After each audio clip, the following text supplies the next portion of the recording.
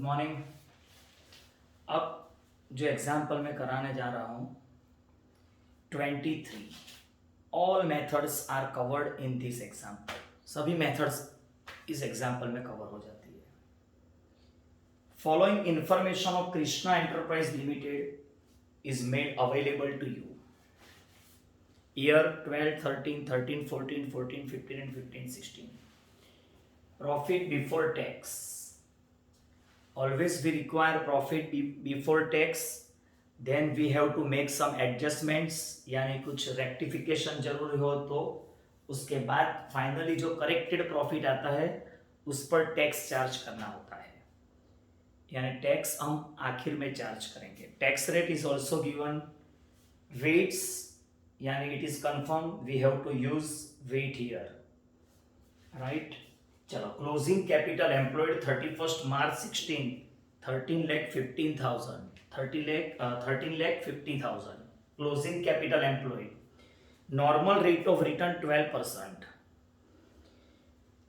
Present value of annuity of ₹1 for 4 years, यानी ₹1 की 4 years की value at the rate of 12% 3.037 है, यानी ये एन्युइटी फैक्टर है। ₹1 की value after 3 years, sorry after 4 years, ₹1 की वैल्यू आफ्टर 4 years कितनी हो जाएगी? 3.037 रुपीज, बराबर।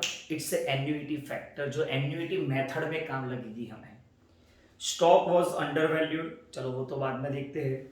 पहले तो कौन सी मेथड, लास्ट पैराग्राफ देख लो। You are required to calculate goodwill. Simple profit method यानी average profit method, simple average. Purchase of weighted average profit of last 4 years, यानी वेटेड एवरेज प्रॉफिट से कैलकुलेट करना है। Then 4 year purchase of super profit, then capitalisation of super profit, and last one annuity method. चलो, सभी में पहले तो हमें करेक्टेड प्रॉफिट चाहिए, तो 4 साल का पहले profit 12, 13 to 15, 16। Profit before tax given 150, 2 lakhs, 3 lakhs and 4 lakhs। Weight बाद में, क्योंकि अभी प्रॉफिट में एडजस्टमेंट्स करनी बाकी है और टैक्स तो लास्ट में ही आएगा वो भी। चलो, closing stock, sorry closing capital employed given 1350, वो अभी जरूर नहीं है क्योंकि वेटेड एवरेज प्रॉफिट मेथड से सिर्फ कैलकुलेट करना है। उसमें 3 स्टेप है। First of all weighted profit, यानी वेट इनटू प्रॉफिट, बराबर। देन वेटेड एवरेज प्रॉफिट और गुडविल। पहले तो करेक्टेड प्रॉफिट में। Point number 3, stock was undervalued by 10,000 in 12-13। 12-13 का जो स्टॉक है यानी closing stock undervalued. Closing stock यानी याद करो इनकम, इनकम यानी प्रॉफिट में प्लस। प्रॉफिट में प्लस कैसे हुआ है? अंडर यानी कम, यानी हुआ ही नहीं है, यानी प्रॉफिट में अगर प्लस नहीं हुआ है तो कर दो, तो क्लोजिंग स्टॉक ऐड हुआ। क्लोजिंग स्टॉक अंडर वैल्यूड 12-13, और 12-13 का जो क्लोजिंग है वही 13-14 का ओपनिंग होगा, बराबर। तो वो माइनस कर देना है। Opening stock under valued -10,000। और आगे, एंड ओवर वैल्यूड बाय 30,000 इन 13-14, यानी 13-14 में क्लोजिंग स्टॉक जो है ये तो ओपनिंग स्टॉक है। 13-14 का क्लोजिंग स्टॉक की बात है। 13-14 का जो क्लोजिंग स्टॉक है वो ओवर वैल्यूड। क्लोजिंग स्टॉक यानी इनकम, इनकम यानी प्रॉफिट में प्लस। प्रॉफिट में प्लस तो ओवर यानी ज्यादा हुआ है, तो माइनस कर दो, minus closing stock over valued. और यही क्लोजिंग 14-15 का ओपनिंग वो प्लस कर दो, हो गया। नॉन रिकरिंग इनकम यानी नॉन ट्रेडिंग इनकम, ये बिजनेस की इनकम नहीं है, नॉन ऑपरेटिंग इनकम है, तो वो प्रॉफिट में लिखना ही नहीं चाहिए, तो माइनस करना पड़ेगा। Non recurring income on average 4500, कौन से साल में नहीं, यानी हर एक साल में होगा, यानी हर एक साल में माइनस करना है ये 4500, क्योंकि ये नॉन ऑपरेटिंग इनकम है, बिजनेस कनेक्टेड इनकम नहीं है। एंड मैनेजमेंट कॉस्ट 5000, वो भी एवरी ईयर मैनेजमेंट एक्सपेंस हर एक साल में से लेस करना है। On 1st December 13, a major repair was made. Major repairs यानी capital expenditure है. A major repair was made in respect of plant for 15,000 which was charged to P&L. P&L में charge कर दिया है, was charged यानी P&L में लिखा है यानी रेवेन्यू कंसीडर किया है. Actually it is capital expenditure but considered as a revenue that is recorded in P&L instead of adding in plant. Capital expenditure है तो प्लांट में ऐड करना था, लेकिन इन लोगों ने P&L में लिख दिया यानी एक्सपेंस लिख दिया, तो यानी प्रॉफिट में से लेस कर दिया. एक्चुअली P&L में लिखना ही नहीं था, रॉन्गली लेस हो गया है तो ऐड कर दो. Repairing expense capital nature add. 13 December 13 यानी 13-14 इसमें ऐड. और एक्चुअली ये लिखना था कैपिटल एक्सपेंडिचर यानी एसेट में प्लस करना था और उस पर डेप्री चार्ज करना था, लेकिन P&L में लिख दिया इसलिए डेप्री भी चार्ज नहीं किया, जो हमें चार्ज करना है जो हम पर छोड़ दिया हम लोगों ने. तो डेप्री का ये वर्किंग है. 15,000 capital repairs on 1st December 13. तो 13-14 में 4 मंथ्स आया, दिसंबर टू मार्च 4 मंथ्स का डेप्री. 15,000 पर 10%, 4 मंथ्स 500, 14,500.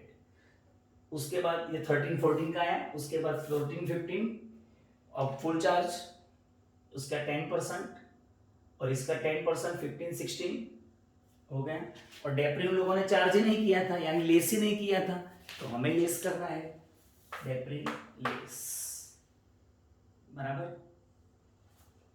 चलो अब लास्ट पॉइंट जो बोला है कैपिटल एम्प्लॉयड में be taken as 31st March 16. जो कैपिटल एम्प्लॉयड लेना है वो सुपर प्रॉफिट मेथड में. जो एवरेज कैपिटल एम्प्लॉयड हम लिखते हैं फॉर्मेट ऑफ स्टेप्स में, तो क्लोजिंग कैपिटल एम्प्लॉयड जो है वही डेट का एवरेज लेना है यानी वही कंसीडर करना है, यानी क्लोजिंग कैपिटल एम्प्लॉयड जो है वही एवरेज कैपिटल एम्प्लॉयड लेना है. वो सुपर प्रॉफिट मेथड आएगी तब की बात है, अभी छोड़ो. चलो पहले ये प्लस माइनस हो गया, अब करेक्टेड प्रॉफिट मिल जाएगा बराबर. अब उसमें से माइनस करना है आपको टैक्स. टैक्स का जो परसेंटेज दिया है फर्स्ट में 35, 30.9, 30.9 बराबर. तो उसके हिसाब से ये टैक्स कैलकुलेट किया मैंने. ये जो प्रॉफिट आया उस पर ही टैक्स कैलकुलेट किया, यानी जो मिला आंसर प्रॉफिट आफ्टर टैक्स, पट यानी प्रॉफिट आफ्टर टैक्स. चलो 4 साल का 4 इयर्स का प्रॉफिट मिल गया. अब इनटू वेट करना है. 1 2 3 4 मल्टीप्लाई करो और वेट का टोटल है 10. मल्टीप्लाई किया यानी आंसर मिला वेटेड प्रॉफिट. अब वेटेड एवरेज करना है, वेटेड एवरेज प्रॉफिट बराबर. वेटेड एवरेज प्रॉफिट का फॉर्मूला क्या था, उसकी फॉर्मूला तो टोटल वेटेड प्रॉफिट यानी इसका total divided by total weight यानी वेट का टोटल 204945. अब goodwill weighted average profit into number of years purchase. यह है profit into number of year purchase. Method 1 में देखो 4 इयर्स परचेज इनटू 4 आंसर. ये मेथड 1 यहां तक थी. अब method number 2 super profit method.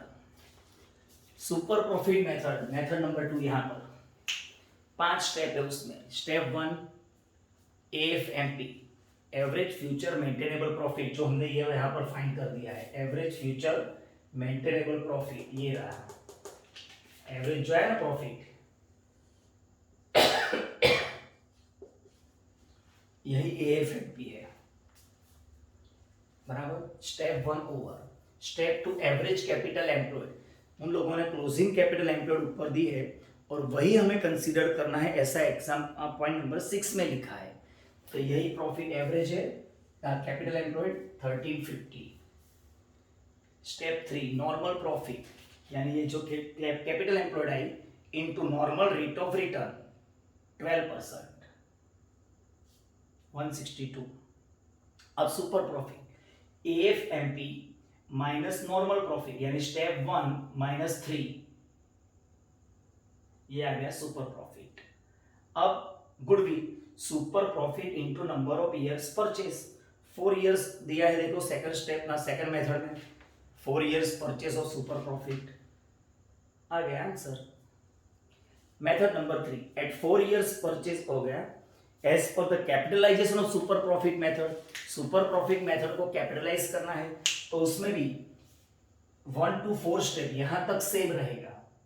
अब गुडविल की मेथड, गुडविल की फॉर्मूला, सुपर प्रॉफिट जो आया उसको divided by normal rate of return, super profit divide by normal rate of return, बराबर, ये 42945 डिवाइड बाय 12%, ये आ गया answer. Method number 3 is over. अब लास्ट मेथड एन्युइटी मेथड, उसमें भी 1 to 4 स्टेप सेम ही है यहां तक। अब एन्युइटी मेथड में formula super profit into annuity factor, ये जो सुपर प्रॉफिट है 42945 इनटू 3.3037 आंसर। बस, तो ये फॉर्मूला याद रखनी है, मेन ये वर्किंग है बस। वेट अगर नहीं बोला होता फिर भी हमें यूज करना पड़ता, क्योंकि एवरी ईयर प्रॉफिट देखो कंटिन्यूस राइज हो रही है, तो weight year also we have to use, बराबर।